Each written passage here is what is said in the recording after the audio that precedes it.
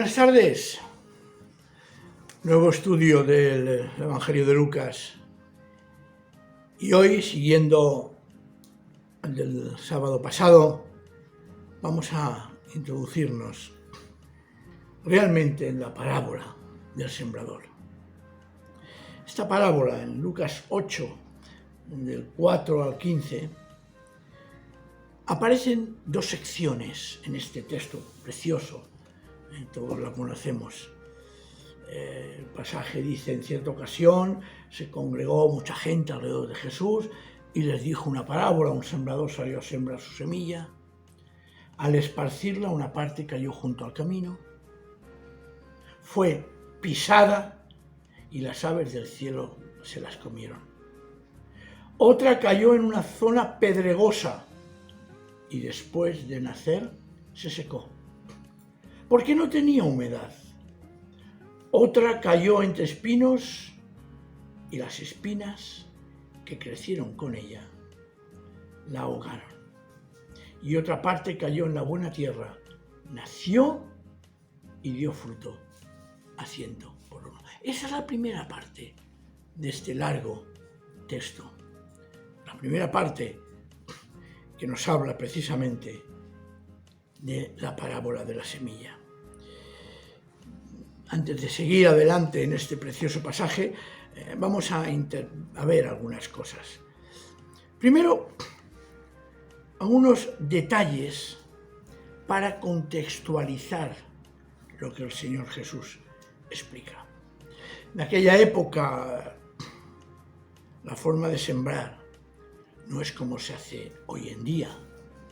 Por eso es interesante estudiar y conocer un poco el ambiente social, las costumbres, los hábitos, incluso como no, el vocabulario, porque a veces nuestro vocabulario que nosotros traducimos en ocasiones no es exactamente lo que quiere o nosotros interpretamos.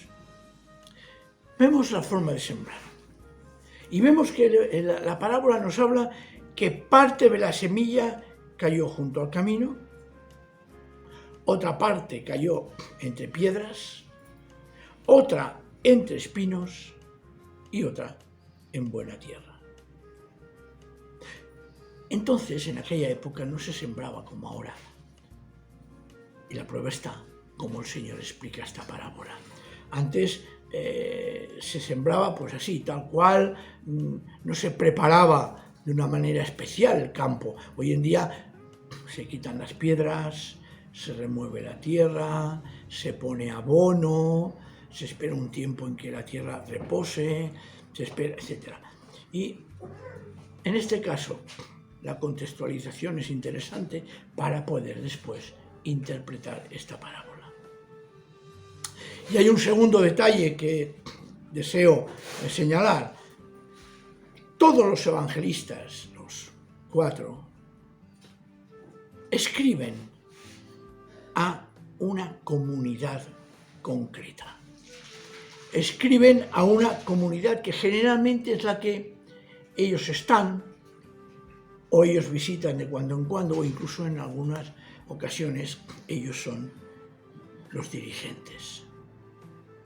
Y claro, comprendemos que el Evangelio está escrito en un contexto determinado. No es lo misma la estructura que nos presenta Mateo que la de Lucas, que la de Marcos, incluso, yo no sé si llamarlo Evangelio, el Evangelio de Juan, que es más bien un tratado teológico sobre Cristo glorificado, tomando como referencia hechos concretos de su vida. Aunque este Evangelio de Lucas ya lo estudiamos en su momento, dice que escribe a un tal Teófilo después de haber recogido pues, mucha información. Pero claro, la pregunta es la siguiente, que ya la hice en su momento. Cuando habla de Teófilo, ¿de qué está hablando? ¿De una persona o de una congregación? Porque la palabra Teófilo está compuesta por dos.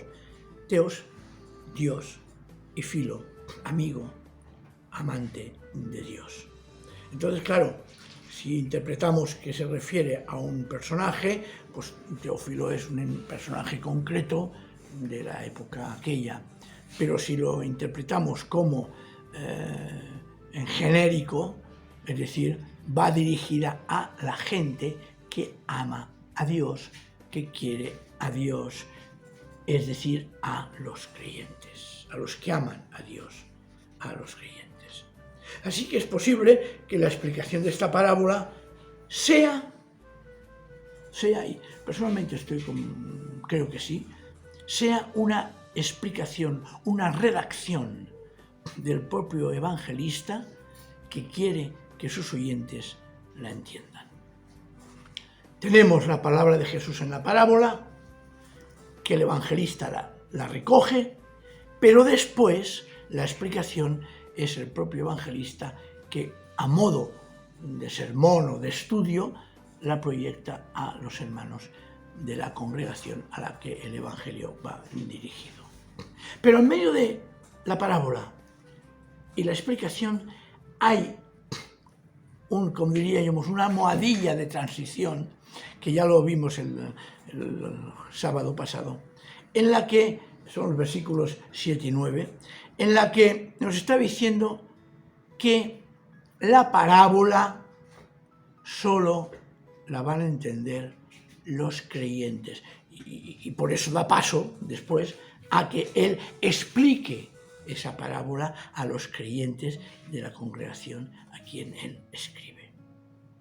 Es interesante comprender esto porque nos evitaremos muchas equivocaciones. Y por otro lado, podremos entender que una parábola, como ya expliqué, tiene muchas explicaciones, diversos contextos y diversos mensajes que se adaptan a las personas que están oyendo esa parábola.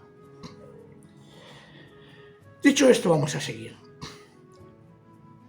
La explicación, al estar precedida de lo que acabo de decir ahora, nos invita precisamente a tener una visión clara y sincera de lo que nos quiere decir. ¿Por qué? Porque si eres creyente en cualquier época del mundo, vas a entender la parábola. Pero si no eres creyente, no la vas a entender. Es duro, pero es lo que se desprende de lo que el Señor Jesús nos dice.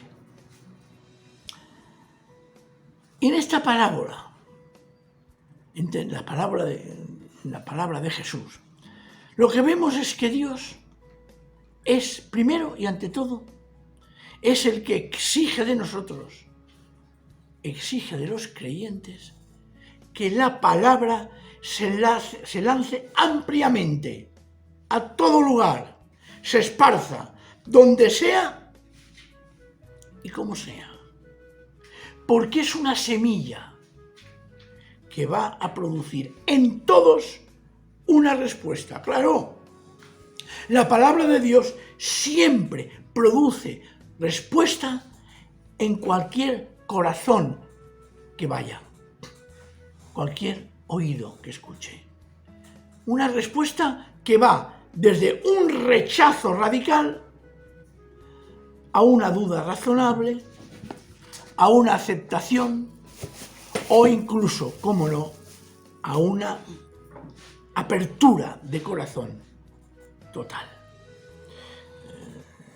En este sentido, me viene a la cabeza aquella palabra que dice en Primera de Corintios, en el capítulo 3, el versículo 5 al 9, porque es interesantísimo para entender un poco cuando el Señor enseña lo de esta parábola. Dice así, está hablando, podemos empezar en el versículo 1, dice: yo, hermanos, no pude hablaros como a espirituales, sino como a carnales, como a niños vaidos en Cristo. Os di a y sigue, porque se predica y hay unos que dicen: no, es que yo soy de tal denominación. Perdón, yo soy de Pablo, yo soy de Apolo, yo soy de Cefas. No importa. Lo que importa es la palabra esparcida. Y dice en el versículo 5, porque ¿qué es Pablo? ¿Y qué es Apolos? Servidores por medio de quien habéis creído. Y eso según lo que a cada uno le dio el Señor. Yo planté, Apolos regó, pero el crecimiento lo ha dado Dios. Y aquí está, y subrayo, el crecimiento lo ha dado Dios. Así que ni el que planta es algo, ni el que riega, sino Dios que da el crecimiento. Y el que planta y el que riega son una misma cosa, aunque cada uno recibirá su recompensa conforme a su labor. Es decir, hemos de esparcir la palabra y dejar que el Señor haga su trabajo. Pero claro, también no puedo negarlo, depende de nuestra responsabilidad. ¿Qué tierra hay en nosotros? ¿Qué tierra hay en nosotros? Porque cuando esparcimos la palabra de Dios, y aquí hay que ser sabios para saber cómo esparcimos, si la palabra de Dios es buena, si la palabra de Dios, si la semilla que nosotros intentamos plantar se basa en la Escritura, aquí se acabó lo que nosotros podemos hacer.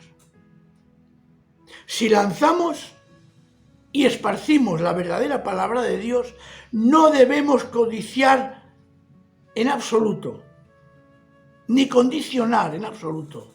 Y digo codiciar, lo he dicho bien, porque hay muchas personas que consideran que cuando ellos han dicho la palabra y aquella persona se convierte, son ellos los que tienen el control sobre aquella persona. Tampoco, esto es un pecado grave. Dios, que es el que da el crecimiento y que ha hecho que tú siembres la verdadera palabra de Dios, es el único dueño y Señor de la vida y las personas que han sido sembradas. No debemos de codiciar ni condicionar tampoco, cómo no, en absoluto, pensando en qué tierra hemos de sembrar. Hay que sembrar. Nosotros no podemos decir, aquí sí, aquí no, a este sí, a este no. Uy, ¿cómo voy a hablar del Evangelio a esta persona? ¿Cómo voy a dar testimonio si tiene un corazón duro? ¿Tú qué sabes? Yo qué sé. Responsabilidad de ellos. Nuestra obligación, siguiendo la parábola del sembrador, es sembrar la buena semilla. La semilla que es según la palabra de Dios, no la que resulta de nuestras conjeturas teológicas, de nuestra forma de pensar. Nunca, esto nunca debería de producirse en nosotros. Y se ha de proclamar, repito, la palabra de Dios, con otra condición, sin esconder nada, y entre todo tipo de gente, y en todas las condiciones posibles. Porque es así como Jesús nos dice que es el anuncio del reino de Dios. Es así como el Señor Jesús nos enseña que hay que sembrar la semilla. Hay un himno precioso, ¿verdad? Sembraré la preciosa semilla del glorioso evangelio de Dios. Y después decía, la siembra, la recogida será del Señor.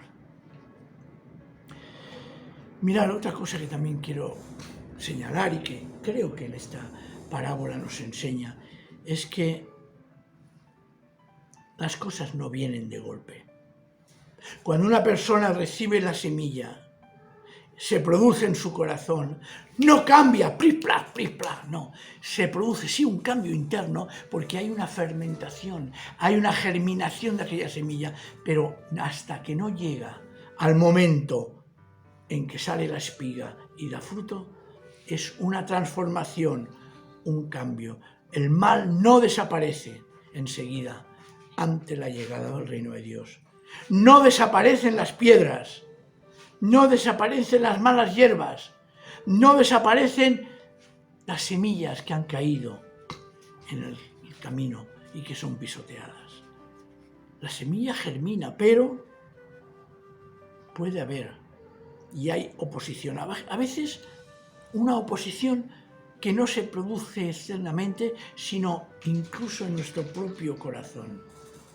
En nuestro propio corazón también se puede producir una dificultad cuando esa semilla de la palabra de Dios germina en nosotros y no le dejamos crecer a veces.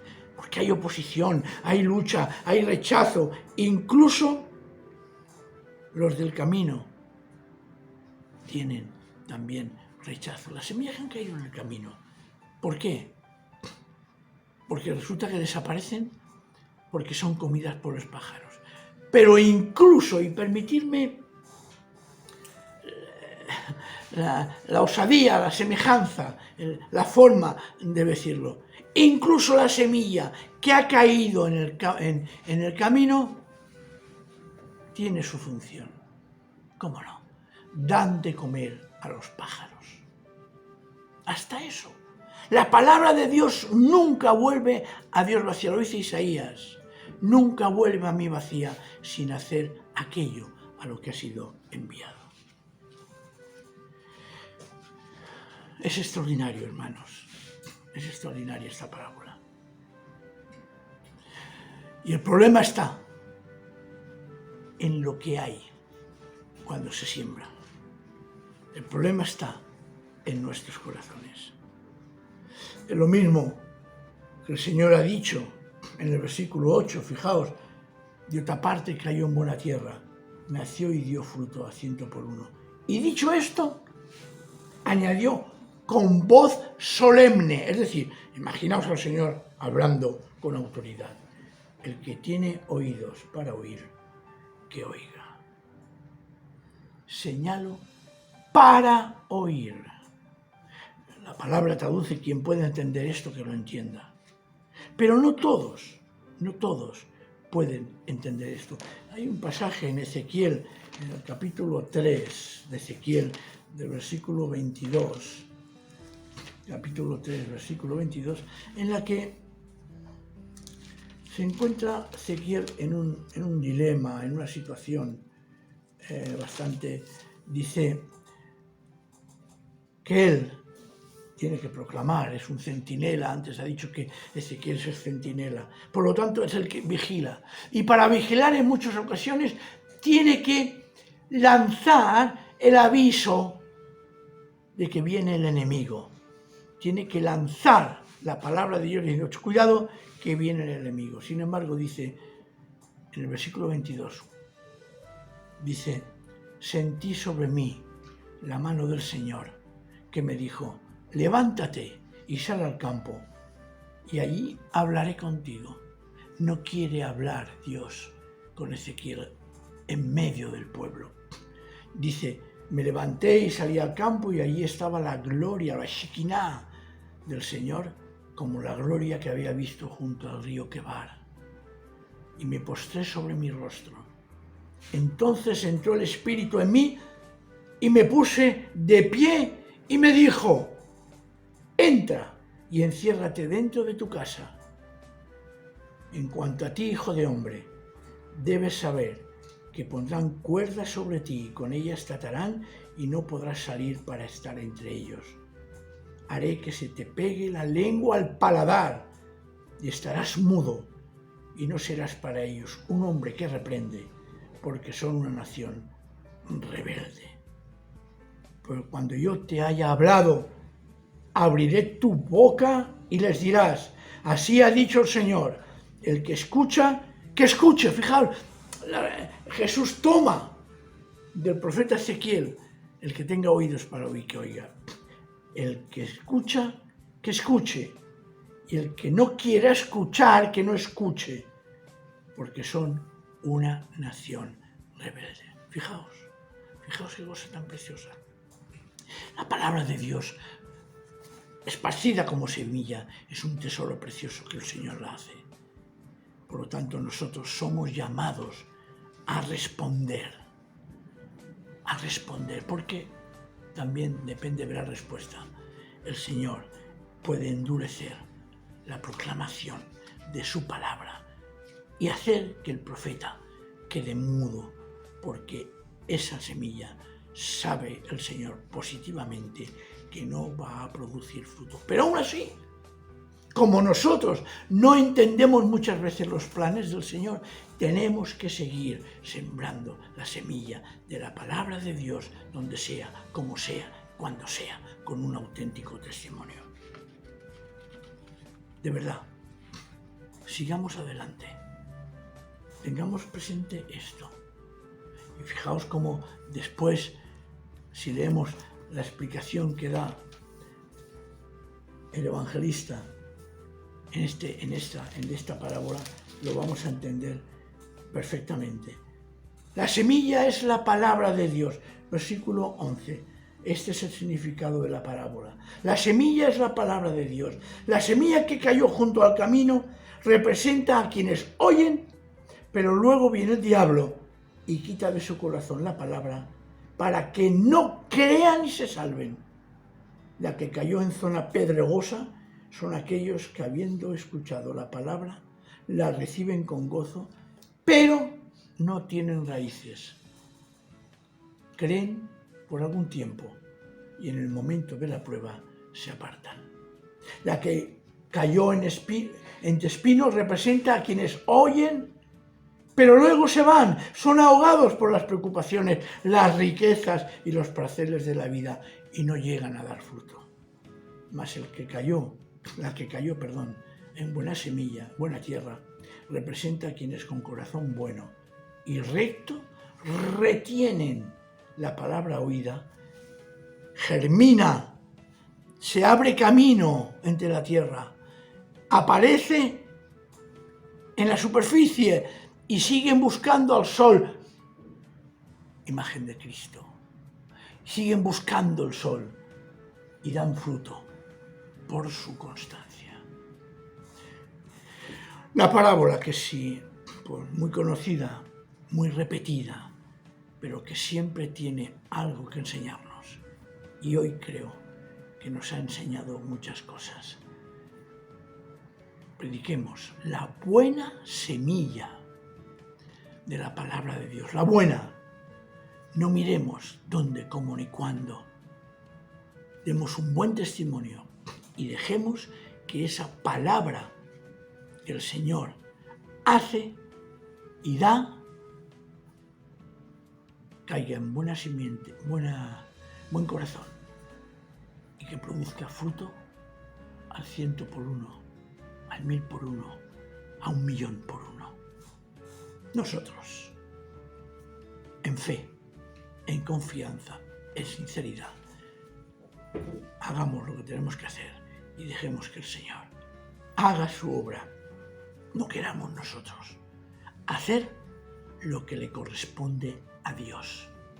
Lo que nos corresponde a nosotros es lanzar la buena semilla de la palabra del Señor.